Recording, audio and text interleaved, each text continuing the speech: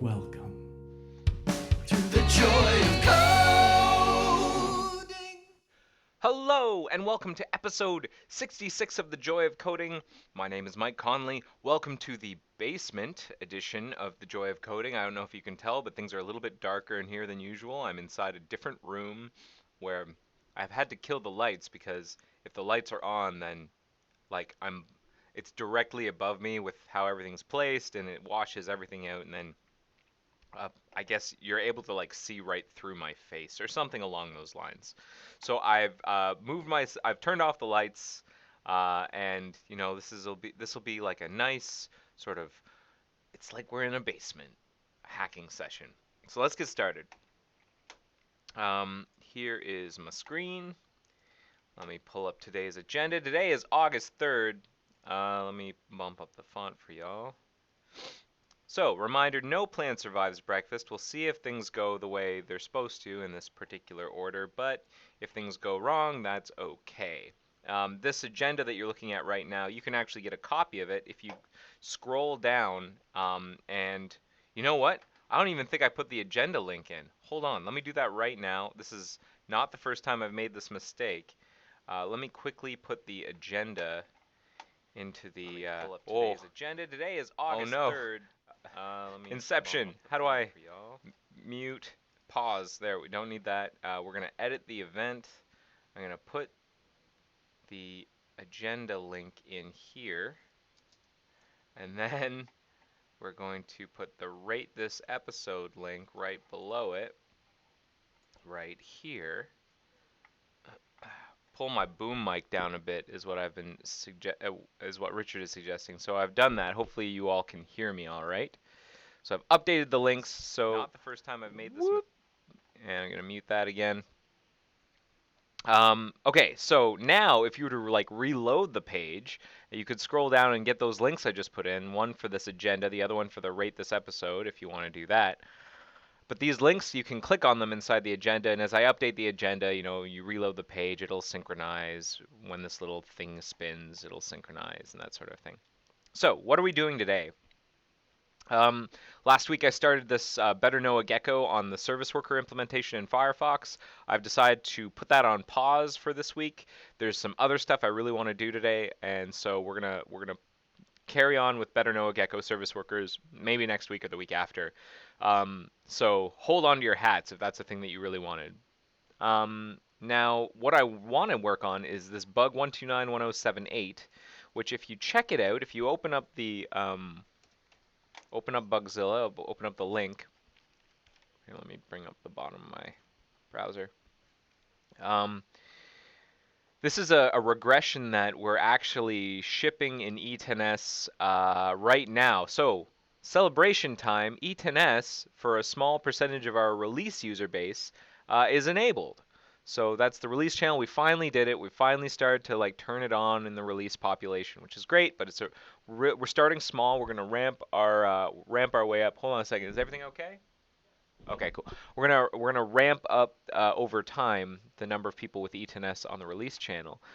But one of the things that we've discovered is that the mouse events for things like for the select dropdown in particular have rearranged themselves. That's my fault. I worked on the select dropdowns and some of the events, and I thought we'd gotten it right. We'd gotten it wrong. Well, we couldn't actually at the time get exact parity with non-E10S. And so what I went for is best fallback, which was parity with Chromium, the Chromium implementation. And I did that, and now apparently I didn't get it exactly right, and now I have to change the ordering slightly, and we might put out a fix in a dot release. And I've already written a patch that fixes it on nightly. That got that I think went to Autoland maybe an hour or two ago. Should be in tomorrow's nightly if all goes well. But I want to put together a patch for the release channel in case we want to put this out into a point release. So I'm going to get some patches ready for the release channel. Now here's the problem. You can't just drop my patches onto the release channel because they rely on some things that don't exist on the release channel, some previous work. I'm going to have to like backport some things to the release channel. It's a little dangerous. I don't want to backport everything. There are like certain little things that I want to take from some of the dependent patches though. So we're going to look into that today, and hopefully it works out. I'm going to have people review it and test it, and yeah, we'll see if all goes well. So what do I need? So I've already got the release channel. Before I started this episode, I checked out the release repository, or the release branch of the repository. I updated to it and I've built it. I've got an opt build here of the release channel. And now if it doesn't, like if I were to run this, it should say that I'm running Firefox 48 is what it should say. Which is correct, 48.0.1, and it's got the nightly branding because I didn't build with the branding, but that is 48. So now I'm going to try and take some bits and pieces of these other patches that Neil Deacon has told me that we need, and drop that on top of this branch. So let's look at this one first. Let's look at all the patches all together. So this is the patch that I originally wrote to fix things. Really, it was just a rearrangement of some events right here, where we go, whenever you select a thing from a select dropdown, we fire an event on the option element, and it goes mouse down, mouse up, input, change, then click. And before we were doing what? Input, change, mouse down, mouse up, click.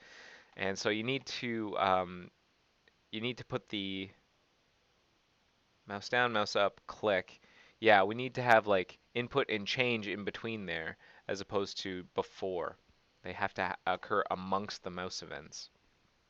So that's what we're doing here. Now, one of the problems is that this patch depends on us firing the events on the option element. We're dispatching them on the option element, and that is actually not possible until we like apply some changes. In particular, we need to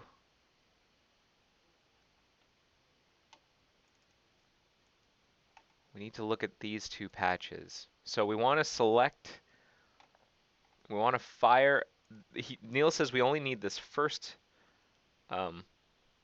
patch here, which is true, where we're firing the events in the on the option element itself, but it is calling this function isOpenInParentProcess, which this other patch introduced in here. And this patch also has a bunch of other stuff that we don't need. So what I really want to do is just get this OpenInParentProcess stuff. That's what I think I want to port over. The rest of this stuff, like the is dropdown or has parent pop-up, the firing of the dropdown, that sort of thing, I don't want to take. But the rest of it I do. And I don't think, like what this other patch was trying to fix was like double clicking on a select. So what I'm going to do is I'm going to start with copying or porting over or importing this patch here. So I can import this. Import, whoops. What I should have done is -- no commit so that I could just revert the things that I don't need, but that's okay. And it failed, so that's okay. I'm going to revert all. Yeah, I'm going to revert all. That didn't work out as I had planned anyways. Some changes to list control frame are failing. And a change to browser select pop-up. So I'm going to do import no commit. And I'm going to look at those failures again. Let's look inside the one for list control frame first. So ns list control frame and ns list control frame.reg. This is the rejection. I don't want that one anyway. This one's using this like is dropdown or has parent pop-up. I don't think I want that, so I'm okay with that not having worked. And then this one, is this test here, which I don't want anyways. So that's fine. Now let's look at the other stuff that I don't want. I want this open in parent process and set open in parent process. Um, and so I want the web IDL change. I want this member is open in parent process. That's good. I don't want this, so I'm going to take that out.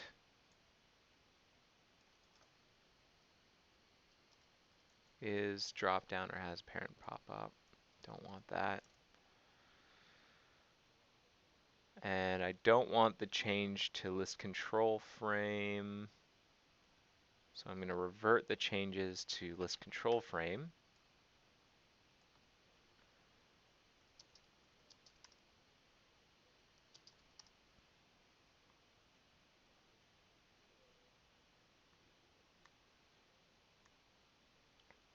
But everything else should be okay. So if I do that, that should build. And I'm going to commit this with bug. Um,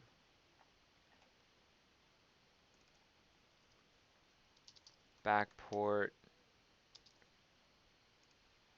simplified version of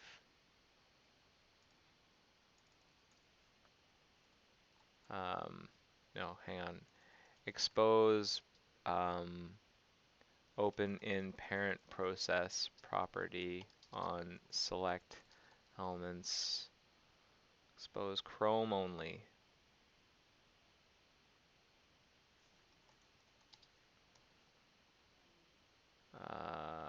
And then we'll have Neil Deacon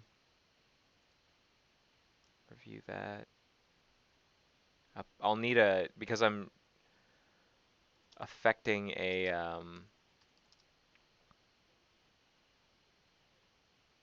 I'm affecting the, um, our, our question mark and our question mark Mr. BCap, because I'm changing a web IDL. I need a DOM peer, so that'll be Blake, Mr. BCap. And I also actually want to change another part of this message. And this is a backport, a simplified backport of some of the work done in bug. There.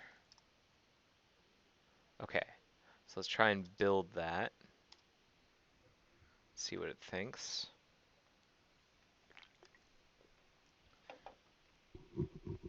That should be okay.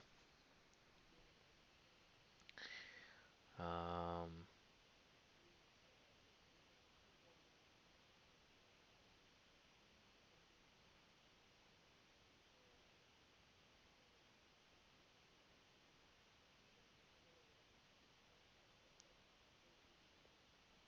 hmm. So yeah, that built okay. We built the Firefox binary. I think we just have to do the linkage, and it should build out. And like, if things had failed, I would have expected a failure by now. But now we're linking libzool.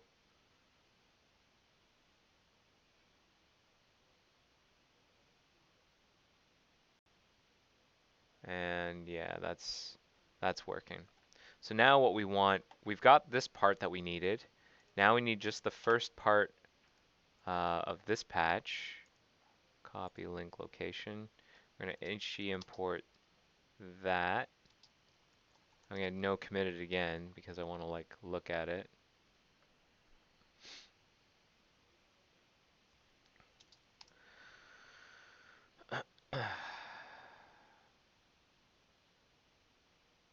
Is open in parent process, and then yep, that's the stuff. HG commit bug. Whoops, didn't mean to open Slack. No, close Slack. All right.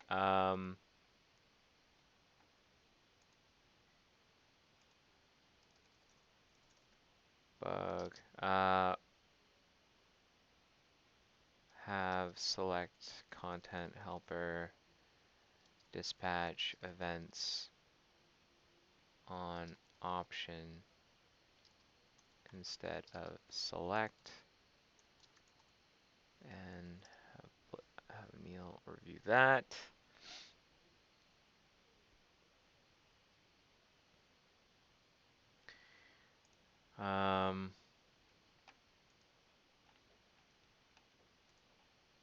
Because we needed why did we need this one again?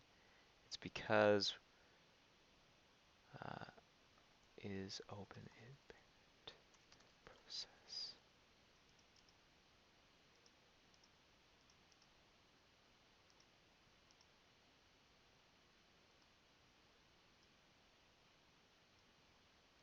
Why did we is dropped down has parent pop up?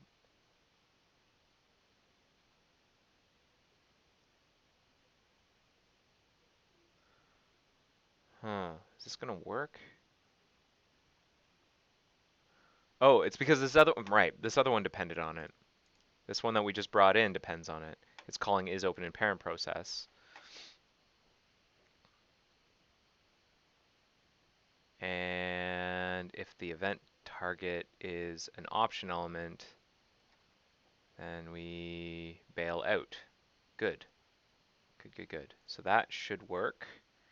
And then we bring in this thing. We're gonna this other commit.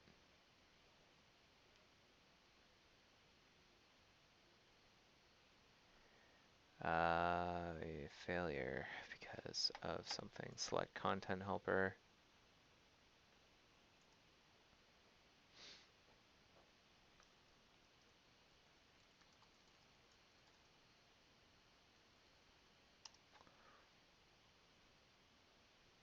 Wasn't actually able to do that. Where is select content helper? So many things are open. Select content helper. That's what I wanted. It's right there. Okay. And I wanted to change it so that we have mouse down, mouse up, input, change, and then click. So I need to just drop in this click event.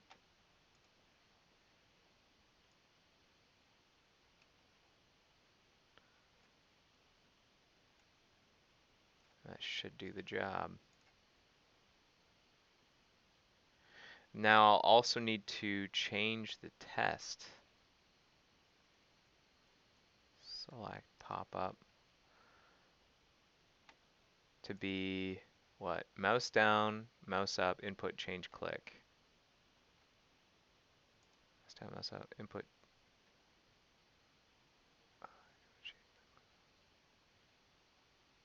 Oh, did it? I guess that was already done in my patch.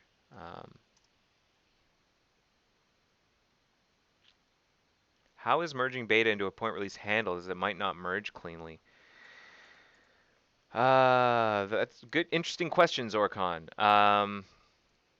Hey, interesting question. Answering now.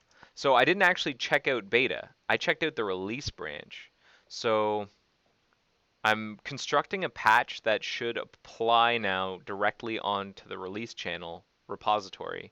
And because things to the select drop-down logic haven't changed so much in beta and Aurora, I'm pretty sure that I can take these patches and also like port them, like they should be portable to Aurora and beta as well. So I'm taking sort of a minimal set of the changes that we made on Nightly, and I'm going to do release, beta, and Aurora. And we're not merging beta into release, certainly not. I'm constructing new patches that will apply across all three, and we will not merge beta into release until we do the next like uplift in 6 weeks. So that's done. Let's build and see what we've got. Let's see if it A builds and the test passes, and then let's do some manual testing, and then we'll post some patches for review.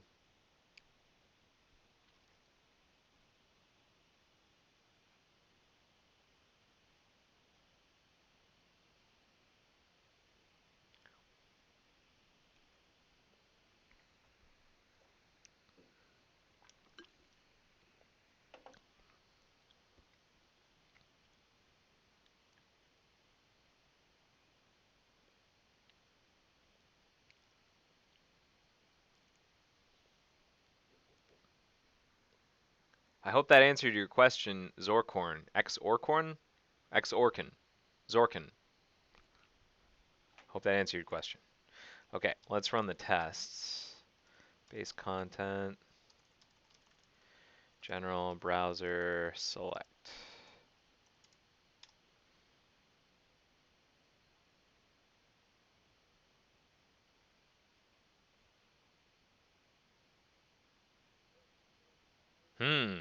That test is failing.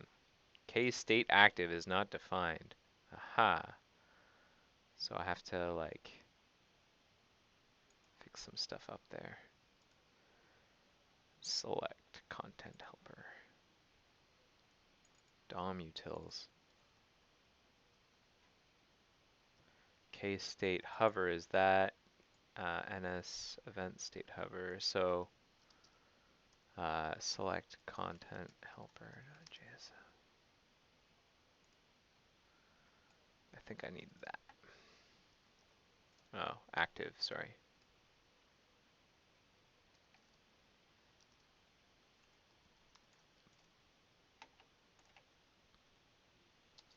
I can do build faster.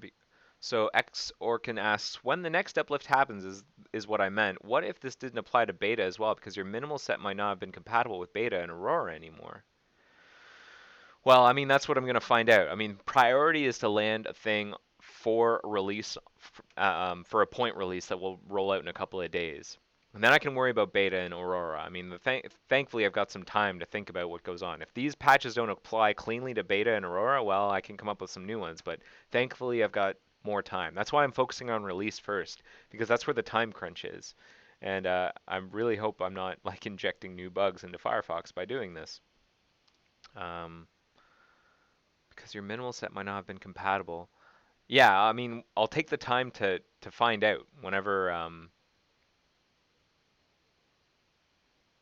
Yay, test pass. Um, Once this release stuff is taken care of and it's out there in the world, then I think I'll take the time to see if the backports work properly for beta. Okay, now this is the other thing that I wanted to look at. So this is a test that Smog came up with, just a manual test case. I can't. Okay, well, yeah, mouse down, mouse up, change click. No input event. Interesting. Where's the input event? I have to open up a non-remote window. Window, open. How do I do that programmatically? Browser, open.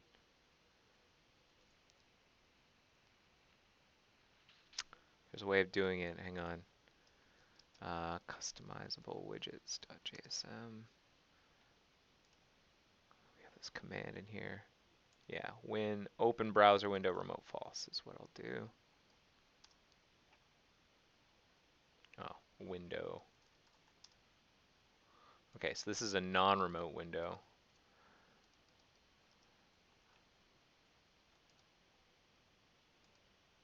Mouse down, mouse up, change click. Mouse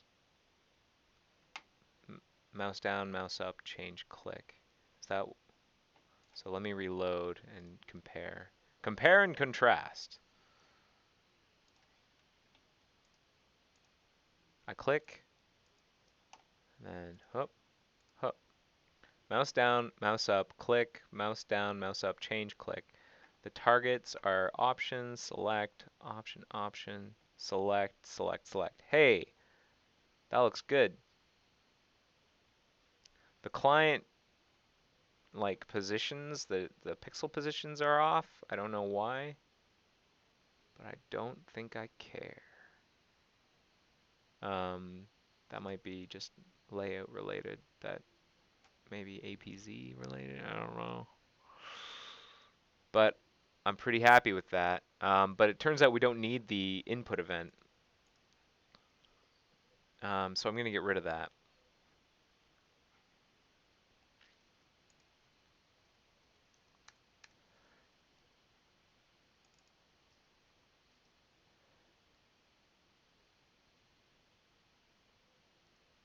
Mouse down, mouse up, input, change, and click. And then that's interesting how this test. Oh, you know what? No, I do need to put that back. Input, change, click. You know, the reason we're not seeing it is because um, I'll bet the data URI that I'm looking at isn't instrumented to catch it. Data URI, on mouse down, on input. Huh. Or maybe it's because on input isn't set up yet. But like, if I do document, query, selector, all, select, add event listener, input, function e, console.log e.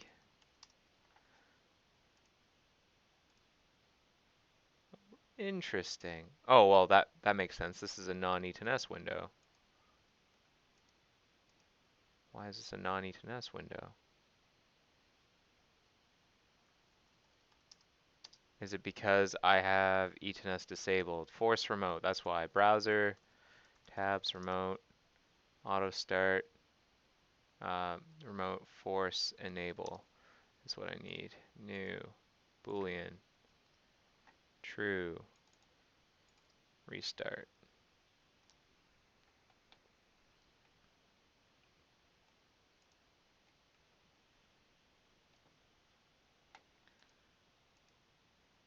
Input, okay.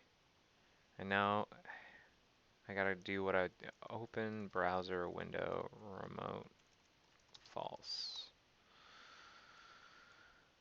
Okay. So before I wasn't actually testing with an E10S window. Lovely. Okay. So let's go here.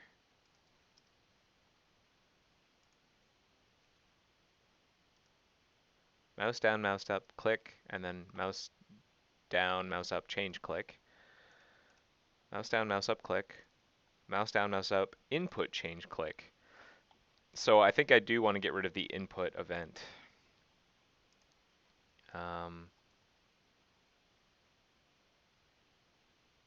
I don't think it's supposed to be there. Or if it is, well, I'll ask my reviewers because I think we're already actually shipping. If I look inside the release channel, switch tree to Mozilla release.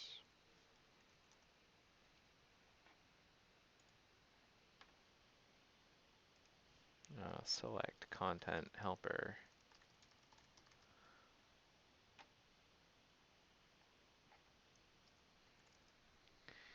Then what we get is, I'll bet you, yeah, we're already firing the event. So if we were okay shipping that, we should be okay shipping this, I think.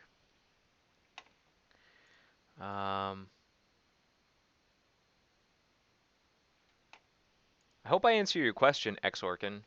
I don't know if I did. I hope I did.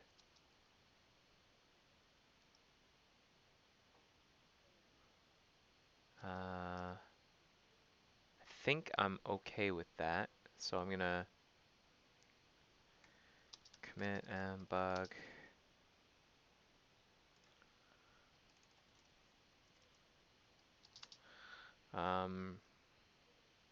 Rearrange events fired on select and elements for E10S to match non-E10S RN.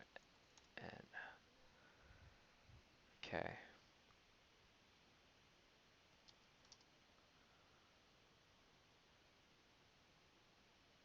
And now I need to export all three of these. HGBZ export. I'm not going to use Moz Review because then things are going to get crazy. Because I don't think Moz Review is set to handle whenever I'm using the same bug to do an uplift to a different branch. BZ export.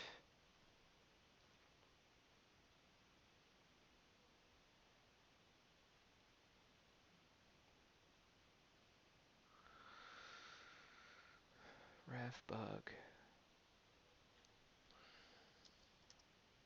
So I'm going to do this one.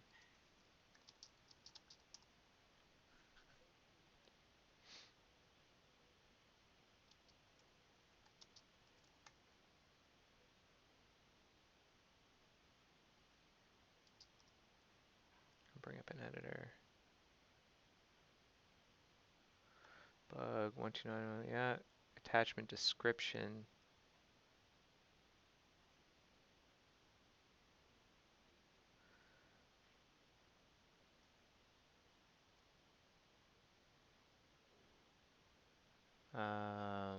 Wait. For release.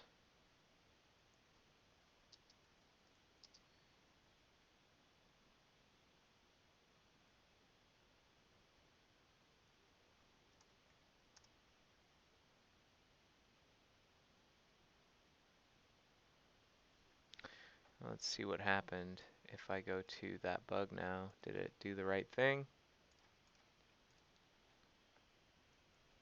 Reload. Reload.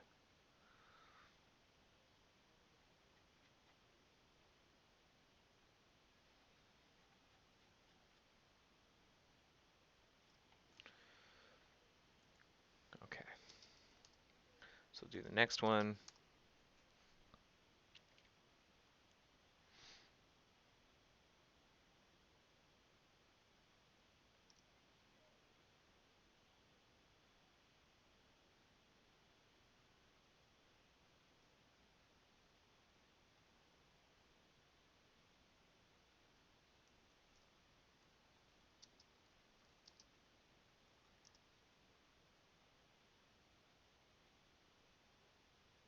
Hope it didn't obsolete this patch. Ah, it did. Damn it. I didn't want it to be obsoleted.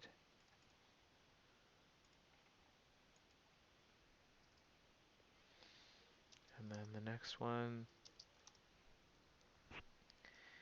I'll do BZ export E-I. So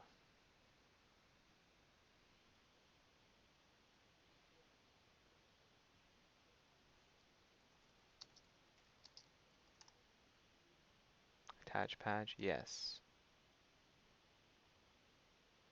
No. No, don't obsolete the patches. Okay. Let's take a look at these patches. Expose Chrome only open in parent process property.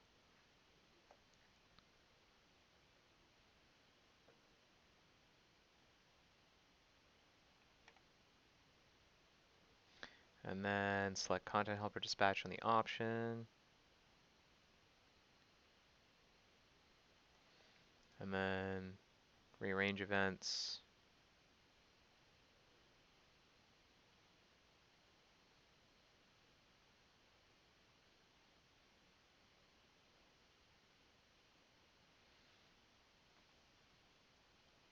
Okay, let's get Blake and Neil to review this.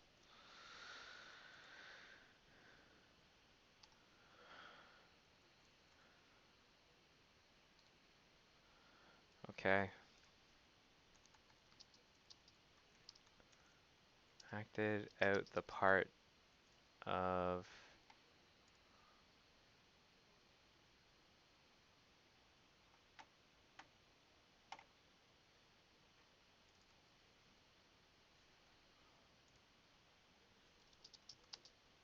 that I needed. The getter, the open in parent process property.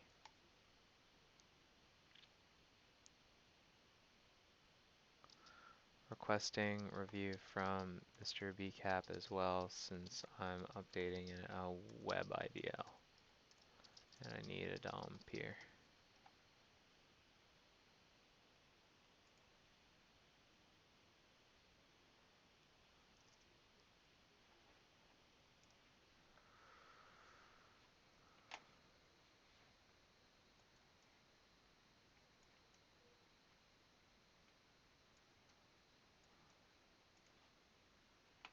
Okay. For this one,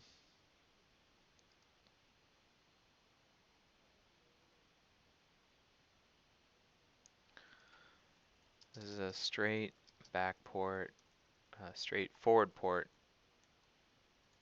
of, I think it's a forward port of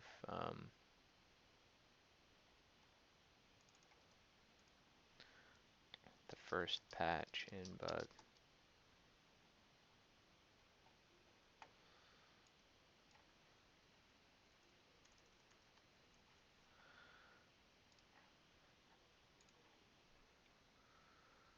Okay.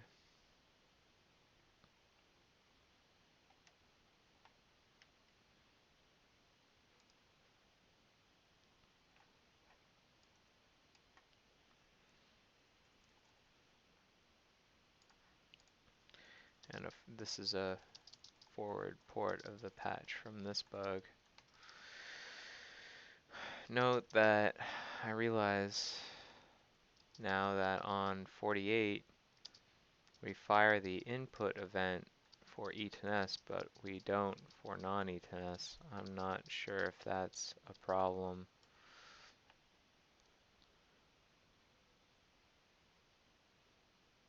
Also unsure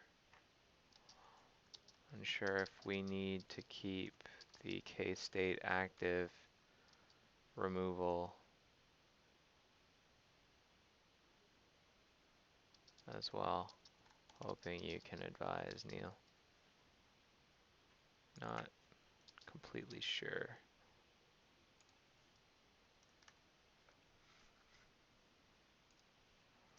I believe we hope you can advise, Neil. Okay, so that's done. I'm gonna mention that with these 3 patches on the release branch, the browser select pop-up test passes, and my manual testing of the E10S case shows us firing the events in the right order. Same with the non-E10S case, which I wouldn't have expected to have changed here, but I checked just to be sure, though we don't fire input in the non-E10S case. Well, we might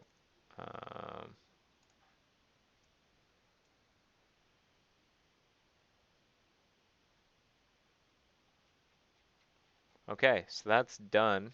Waiting on reviews. See what they think, and then whenever we've got review, I'll do uplift requests.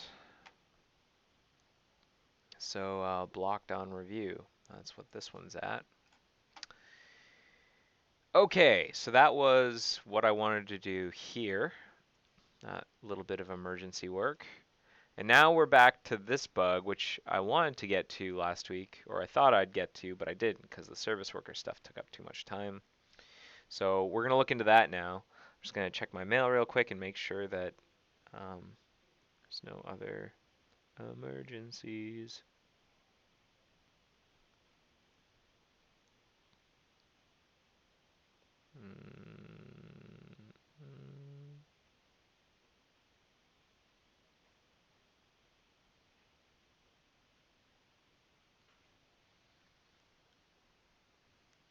Okay.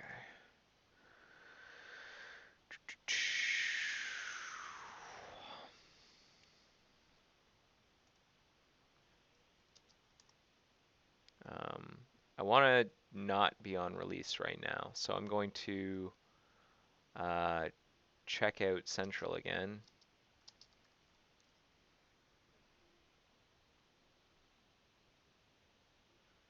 Hopefully my Ccache is going to do its job.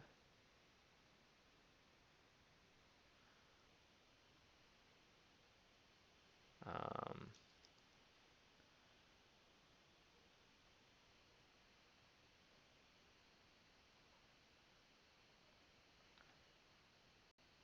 yeah, and we're going to build this. So what do I want to do here? This bug. So I'm in the process. What I want to do actually is split apart. We've got two different implementations of this component called NSForm autocomplete. One whenever something's running in the content process, so this component is like a singleton service, form autocomplete. And if we're running in the content process, we have one implementation, and if we're running in the parent process, we have a separate implementation. And I actually want to use the same implementation. I want to combine the implementations so that we don't have two completely different code paths to go through whenever we're dealing with autocomplete. Why am I doing that for a bug that's about restyling the dropdown? Well, it's turning into kind of a big refactor. Um, this is work that I kind of need to do in order to like rebuild the panel properly. So let me think this through for a second. I have some notes here. There should be a link to it in the agenda, and you can follow along.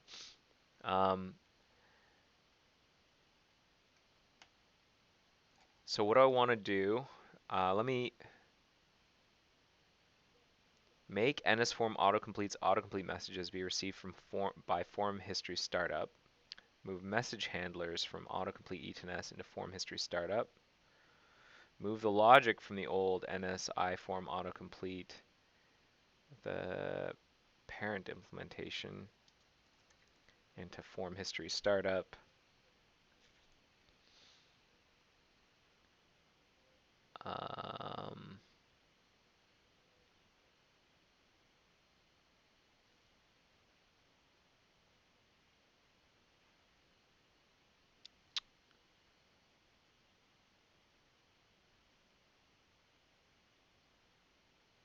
Then what do we need to do?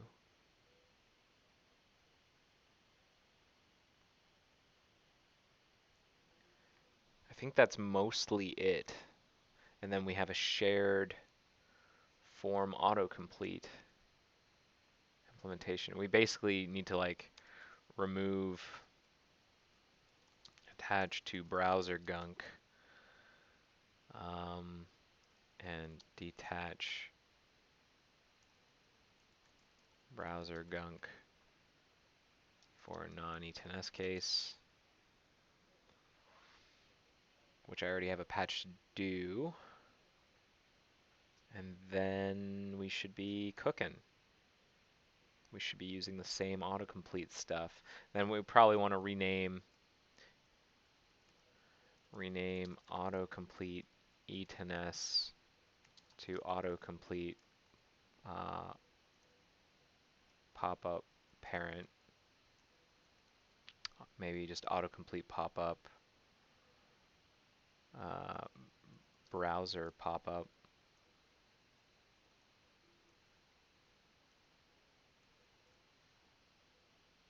Browser autocomplete pop-up maybe. JSM and have it handle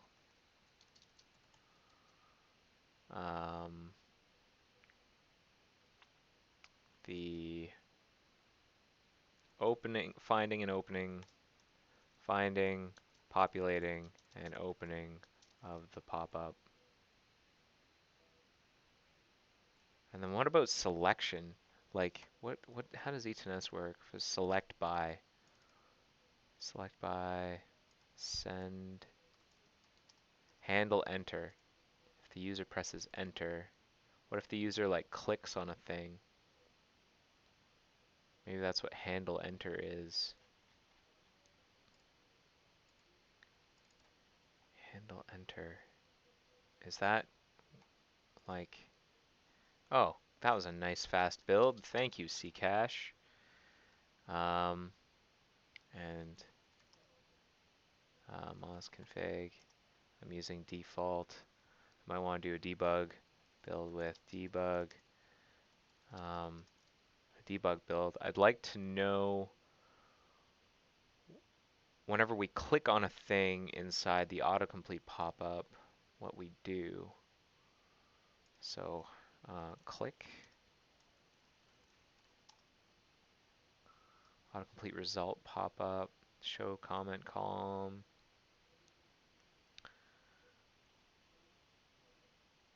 select by, base pop-up. On pop-up click, controller handle enter. We call handle enter. Okay, so anytime we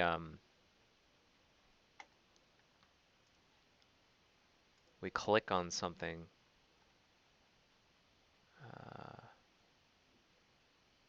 handle enter.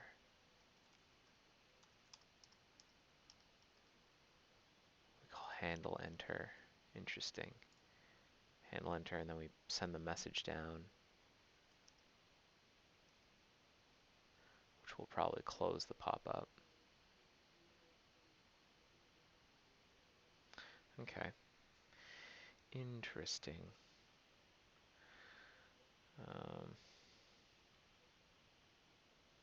Just double checking, seeing. Oh, I've got some reviews. I've got some reviews from Neil already. Wow. Wow.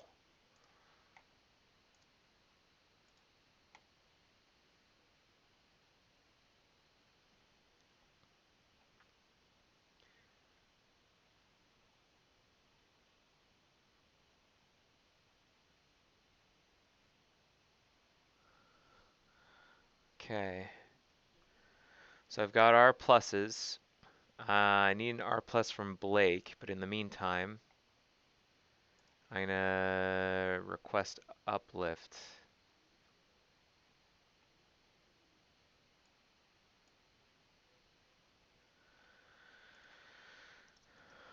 Regressed by, oh boy, who regressed you?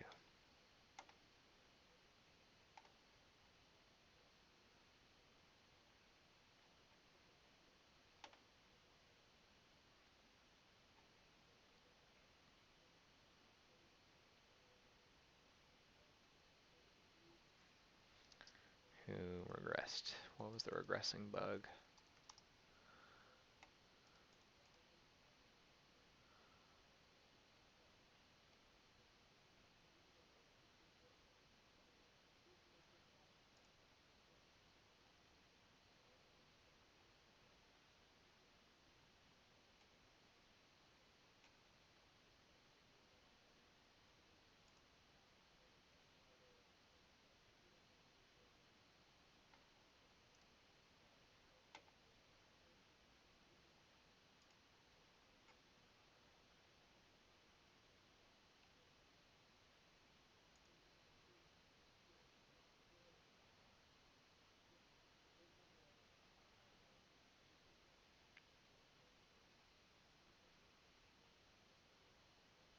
I do the change event. Functionality etns disable mouse down, mouse up, click, mouse down, mouse up, change, click, mouse down, mouse up, click, change.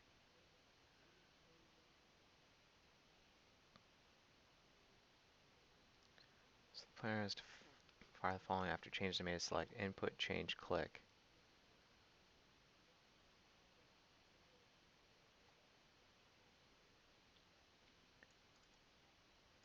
Input, change, click, and then I changed it to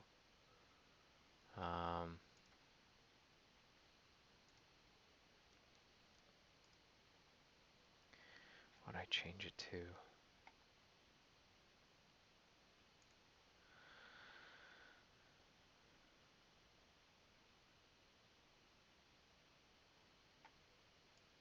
Rewrite commit descriptions. Input, change, click. Mouse down, mouse up. Input change. Oh, because yeah, that was the plan, but mouse up and mouse down need to happen over here, not before the click. That was the problem.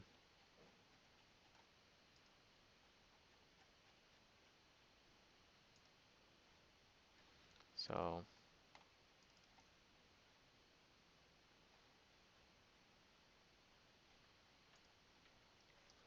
bug.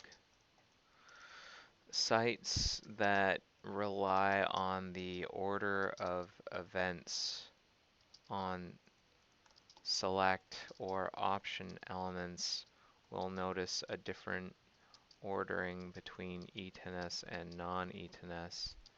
This has apparently broken at least one site.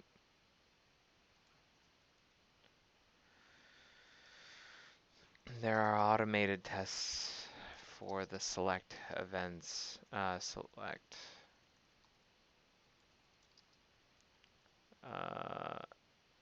in the tree which have been updated for the new ordering and pass for me locally. Risks and why. We're changing a bunch of stuff with this series of patches. We're changing, not a bunch of stuff. We're changing some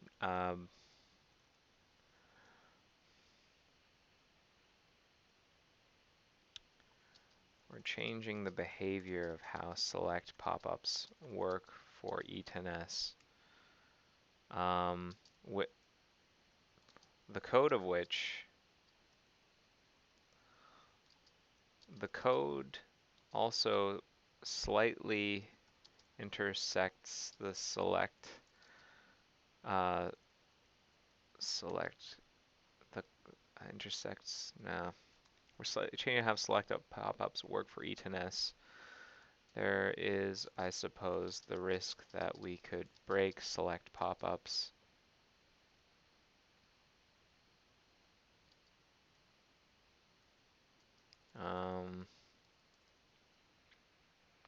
I think this is pretty safe, but we'll probably want QA to bang the tires on this to make sure we didn't miss anything.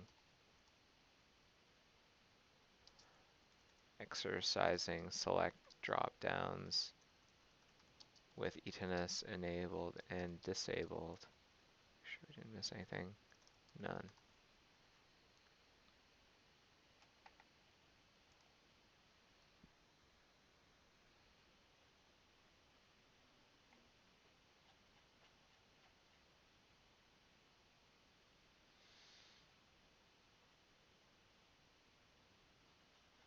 And I'm going to refer comment 32.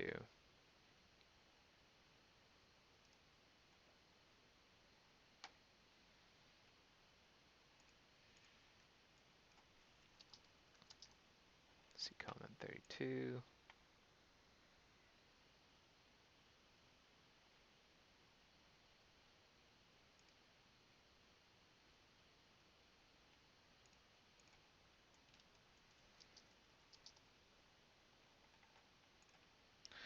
Okay.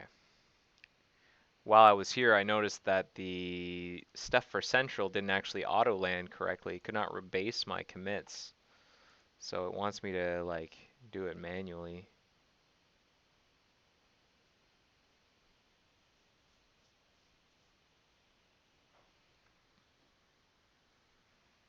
Wonder what other stuff hasn't been rebased properly. I've auto landed a few things lately. Let me just check.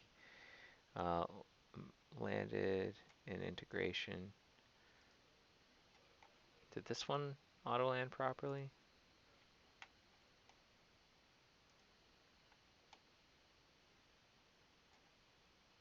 Fixed. Whoops. Yeah, this one's done. And integration, that one's closed.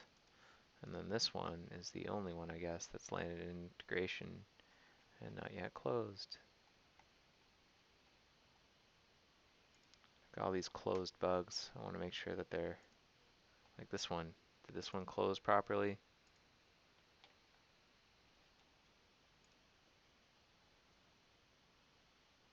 It was all fixed.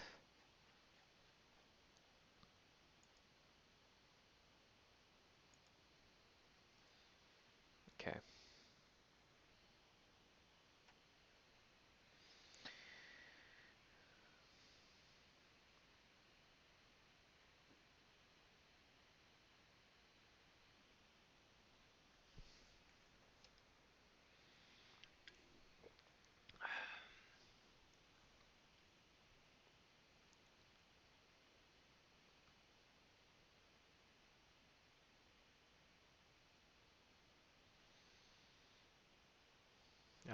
What am I doing now?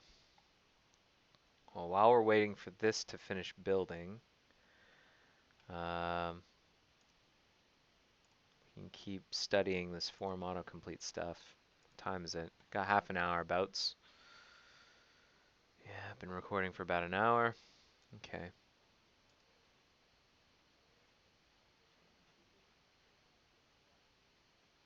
Were there other bugs that I did that I tried to autoland recently that maybe I'm just skeptical. I really hope that like autoland hasn't been failing for me and being silent.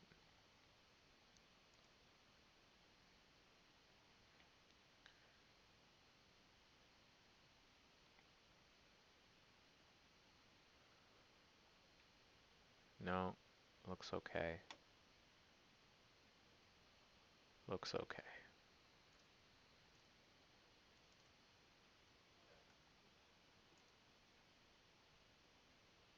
Using so many cores to build. Okay. So what are we doing? Ooh, it's gonna play a sound. Nope, sounds aren't working. Gonna reload Wacky Morning DJ. I just wanted to play a sound there.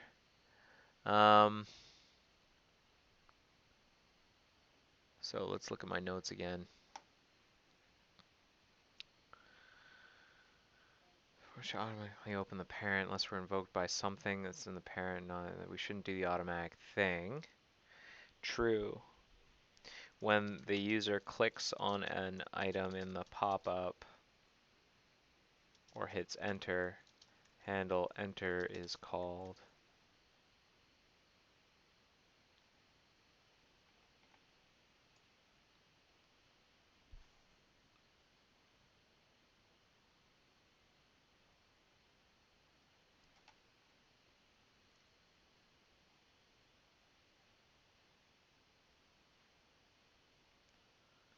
Init pop-up. Unload.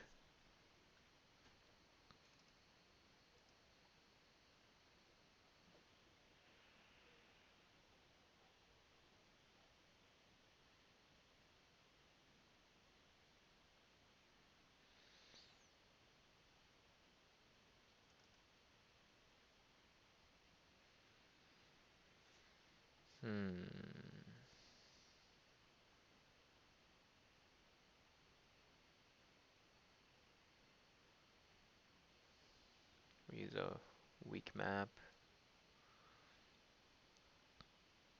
Cache. And then like, if we handle enter,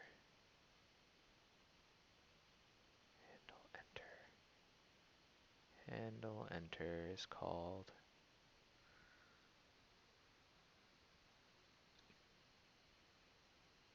We have like a current, the current browser.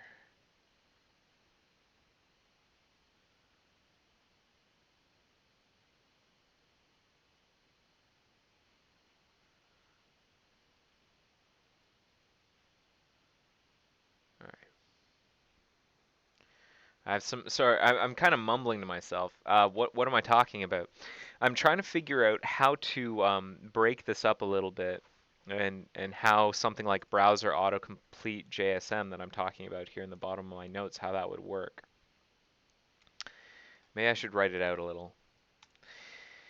Browser autocomplete popup.jsm will now be responsible for being for opening the up pop-up for a browser, an autocomplete pop-up, and messaging that browser if the user hits enter or closes the pop-up.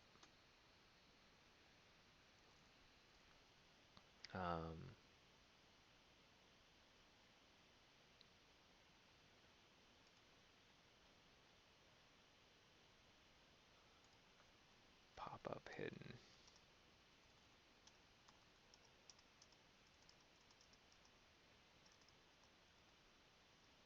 Okay.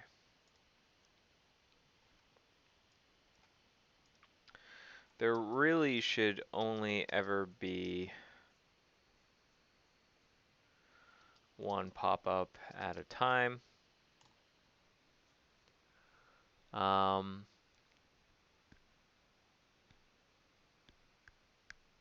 One autocomplete pop-up at a time.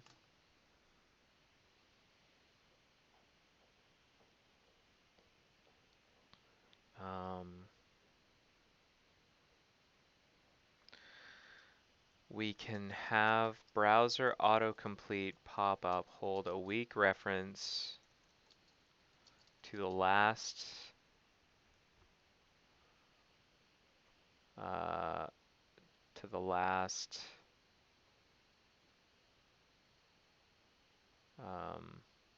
browser that requested a pop-up.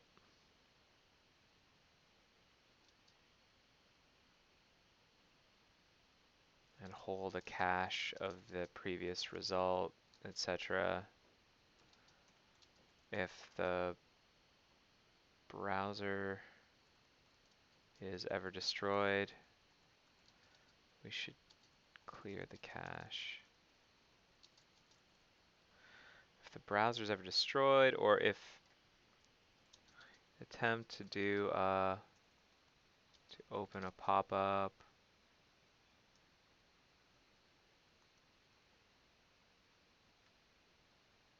where the browser that's opening it does not match the one that we're holding onto, we should clear the cache. That way, that weak reference can be used for the handle enter case where we need to know which browser to send a message down to regarding what item was just selected.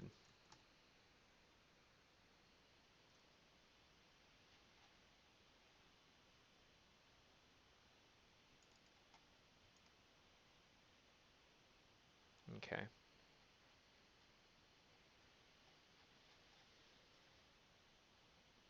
Let me just check my mail again, see what's going on, see if there's any updates on that select drop-down.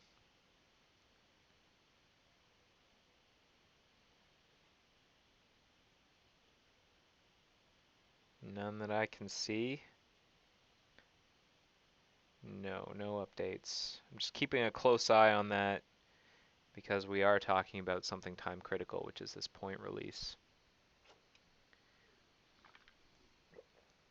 Okay.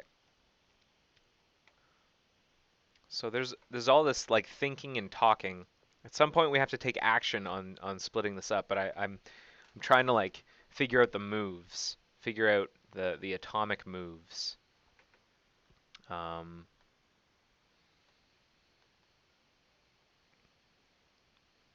So like this is an easy move. Move the autocomplete pop-up from browser child to browser content. Then there's this stuff. Yeah, attach form fill. That's already, I can get rid of this then. And then a single form autocomplete. That's this thing. So I'm gonna have to do all these bits now. I'm gonna move. What are the messages that are received by NS form autocomplete for the parent process?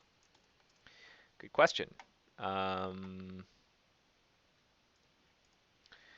Message listener. Receive message. What? Form autocomplete.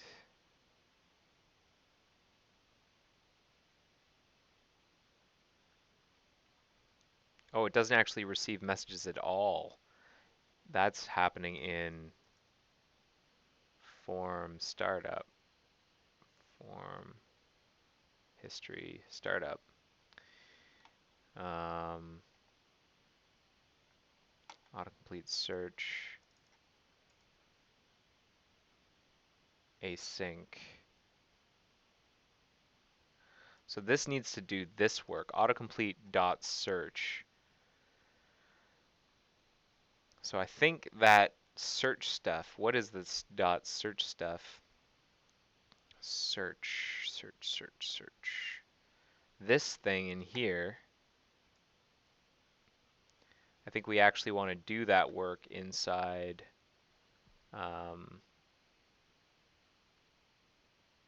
and then it calls form autocomplete search async in the yeah, so what I actually want to do, not the messages, can I move the autocomplete search async functionality out of nsform autocomplete.js and into form history startup?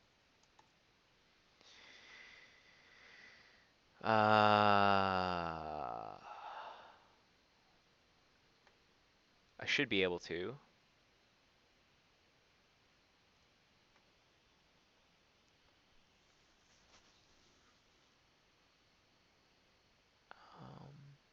And then that's what this will call. It needs to call into the form history startup. Now, what is form history startup?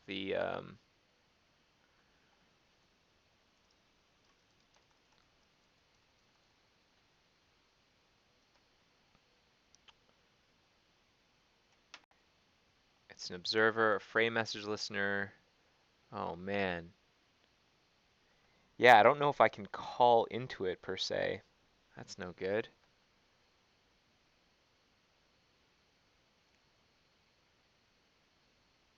But I can send it messages.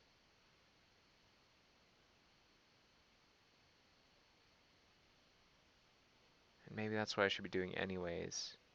Oh, that's what I will be doing. So I keep forgetting.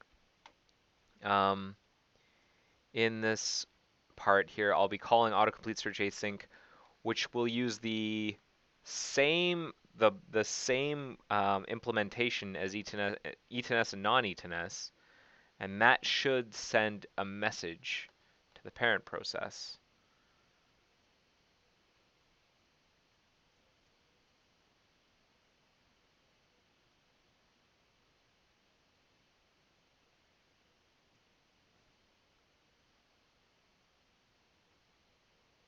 Oh, this is so weird. Okay, so when I type in autocomplete in the content process in a text input, we send a message to the parent saying, do a search. Form history startup hears that message, calls this function search, which calls the parent process's autocomplete search. Okay, and what I'm changing it to is user starts typing, we send a message to the parent to do the search, and then instead of this responding, it should be form history startup that responds and does all of the work to do all of this basically, and this thing, this stuff, whatever autocomplete search async does. It does all of that.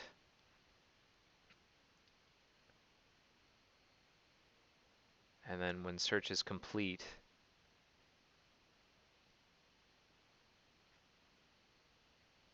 it will send a message down. with the results. And optionally show the pop-up. Ooh. State. State. Hey, what happened? I'm just worried about like knowing whether or not to show the pop-up. Is that a worthy worry? So if the user, the one I'm worried about is the search input in the parent process. The user types into that. We will talk to form history, which is the content process implementation, the shared implementation, which will send a message to NS or to form history startup. Form history startup needs to determine whether or not. No. NS form autocomplete needs to tell the parent whether or not a pop-up should be opened.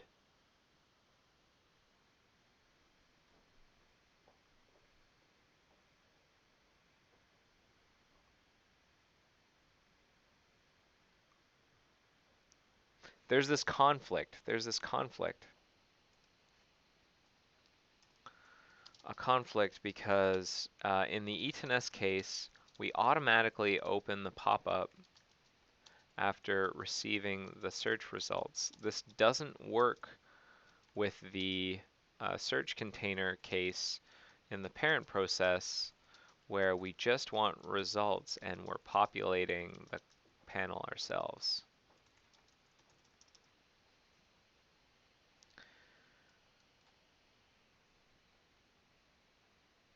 So maybe we shouldn't do the automatic thing.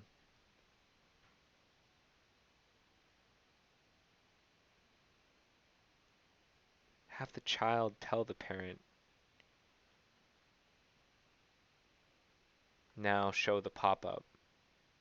Have the parent cache the results, open pop-up. So NSI autocomplete controller.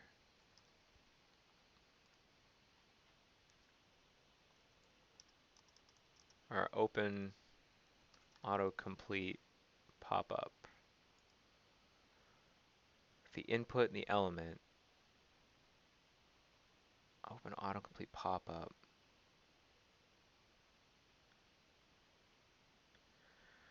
So have the parent cache the results. When the child says now open the pop-up, then the child should open the parent should open the pop-up, but not before. And in the search container case, we'll get the results, and because open autocomplete pop-up will be handled by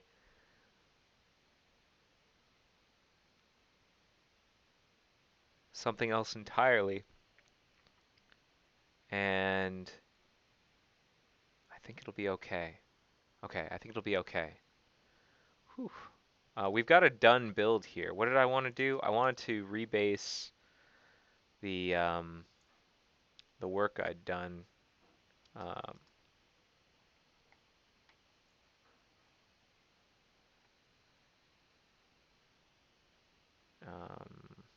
this one, issue pull central. I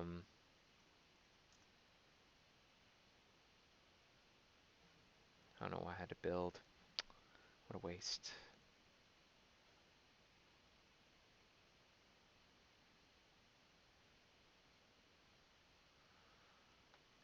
Update our central.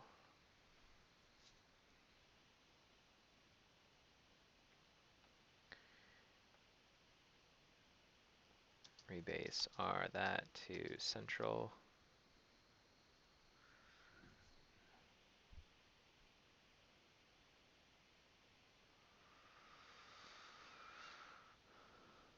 Conflicts. What? I have a feeling Neil beat me to some stuff. We're working on the same stuff.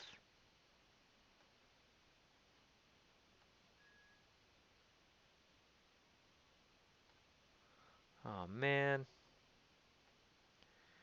Okay. I have to look. Uh, what was I trying to do? So I've got some conflicts in what I'd originally written for Central because of some change that recently landed there. Fence promise. We had expected click.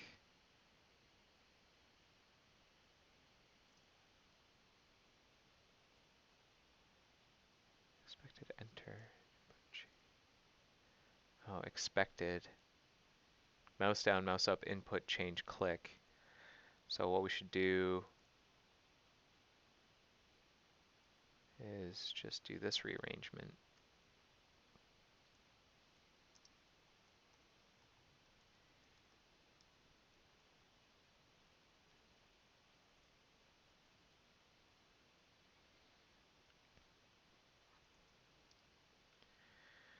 And then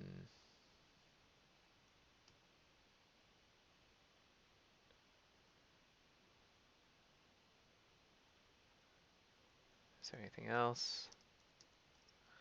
Okay, and then where else was there a conflict? Toolkit, modules, select, content helper.jsm.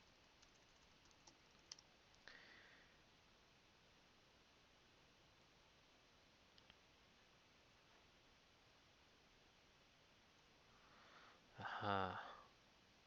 We should do this if not closed with enter. Shoot. What, trying to remember what that bug was. HTLog, toolkit modules, select content helper. Where did Neil do that change? So these are changes that may happen recently in the same file. I'm trying not to conflict with them. I'm gonna have to rebuild again and run the tests. What? This stuff? No. No, no, no, no, no. Ah, this one.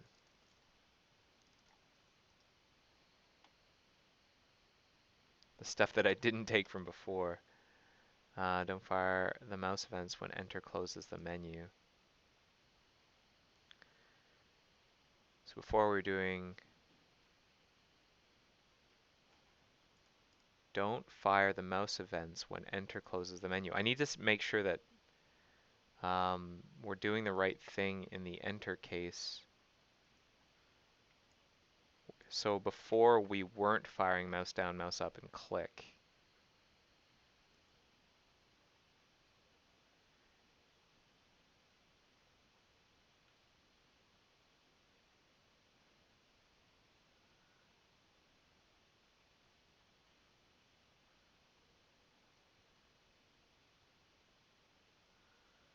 Um,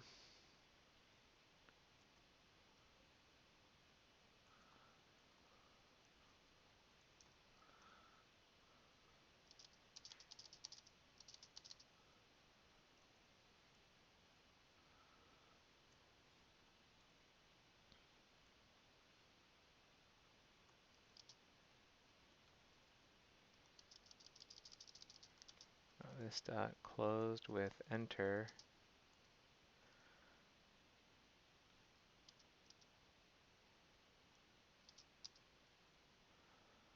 Um,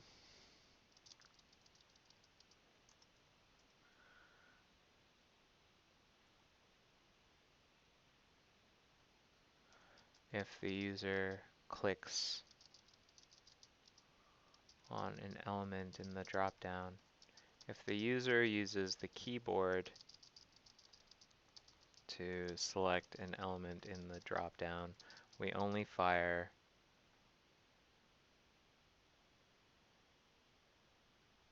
input and change events. That is true. Input change.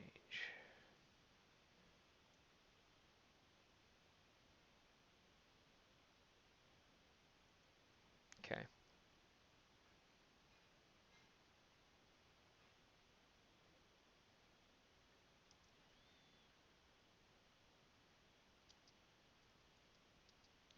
Resolve.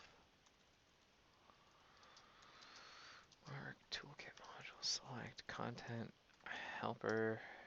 Resolve. Browser based content test general. Browser select pop. Continue the rebase.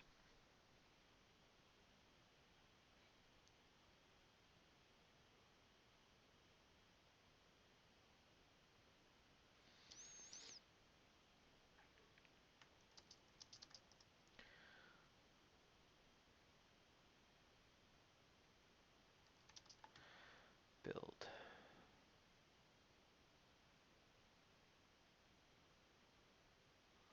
All right.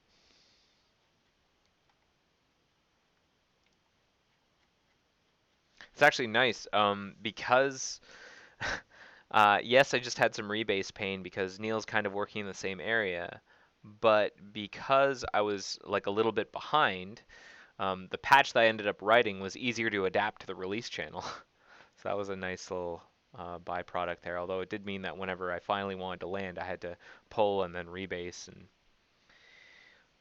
fix stuff up. I'm gonna also again check to see what's new in the mail, if there's anything new.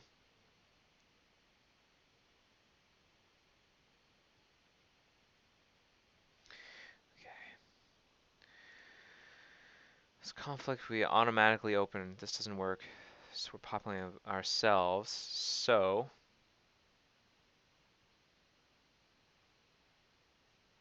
therefore, form history startup browser autocomplete pop-up should not. Therefore, the autocomplete pop-up should not be automatically opened anymore after the search completes. It should wait for a message from content before it does so. Okay. Okay, that's good. Thinking ahead. Thinking ahead.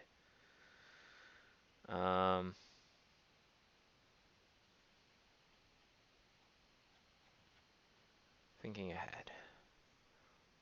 So now what do I want to do?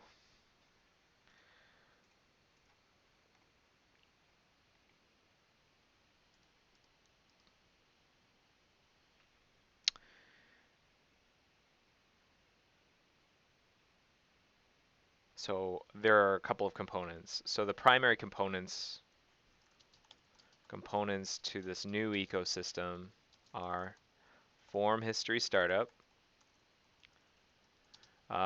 parent process privileged to access form history directly and do searches. And then there is nsform autocomplete.js, child parent process agnostic, does the work of messaging the parent, messaging form history startup to do queries, browser autocomplete popup.jsm, called by form history startup, no, called by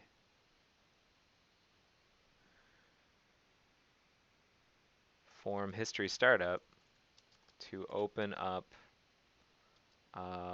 pop-up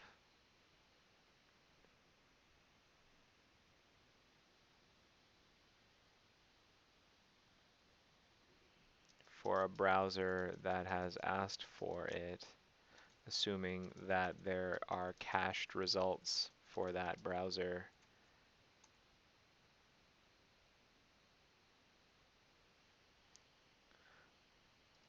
Autocomplete results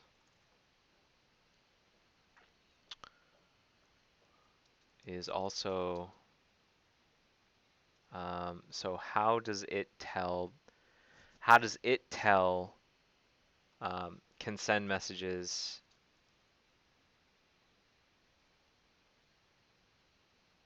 Holds a weak reference to the browser that last asked for a pop-up to be opened.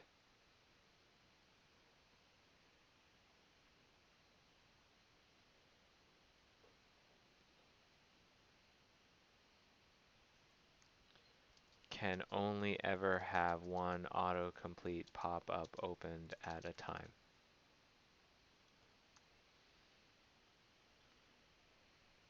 Okay, those are the rules. Those are the 3 components.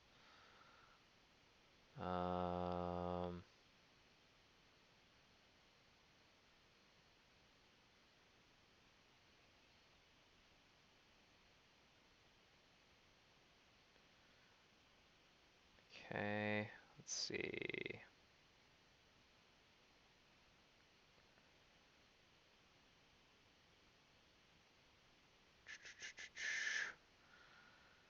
Someone has messaged me about a crashy thing, and I want to check it out real quick. Testing within 5 minutes, the browser crashed.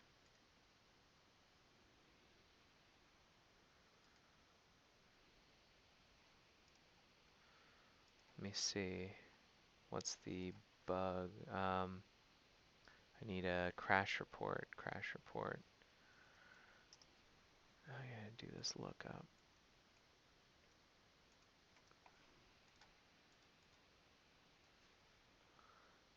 3.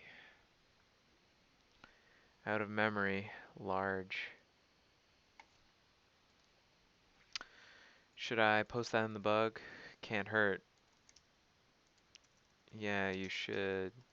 That crash is due to Firefox running out of memory, which sounds relevant to that bug, and the crash itself could give clues as to where all of the memory allocations are coming from. In this case,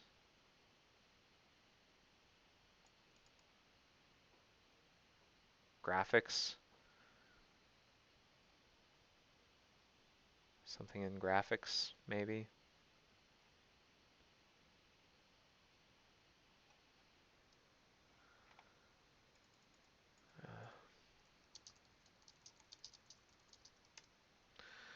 Okay. Now where am I?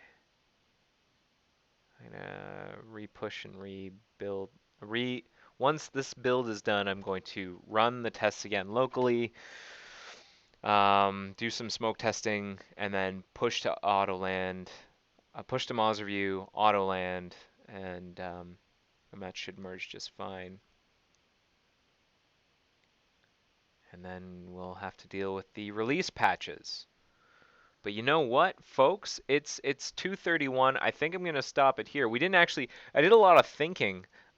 I've been doing the same amount of thinking for like this bug, 1189618. It's spiraling out into this big refactor, and there's a lot of thinking going on. I haven't actually done any writing, and I know that might sound a little boring. But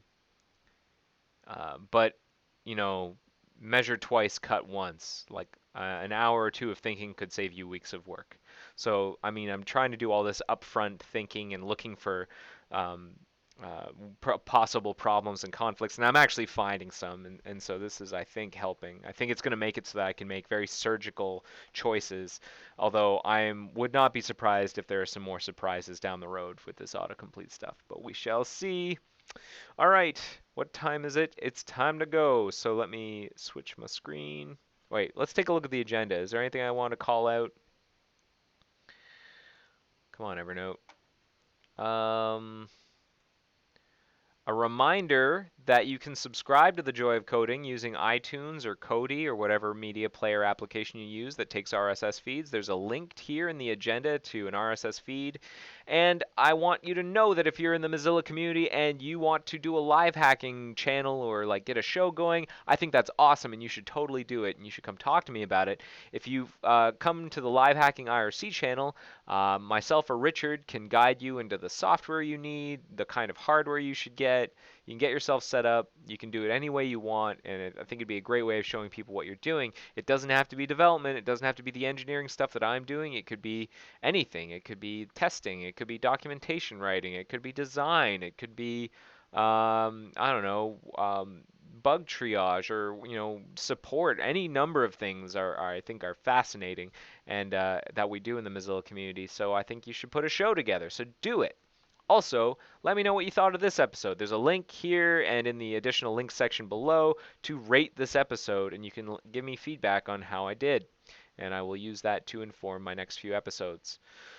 Okay, so that's it. Let me switch to the splash screen. Thank you again for watching episode 66 of The Joy of Coding. I hope you have yourself a great day, and I will see you next week. Bye-bye. The joy of coding. See ya.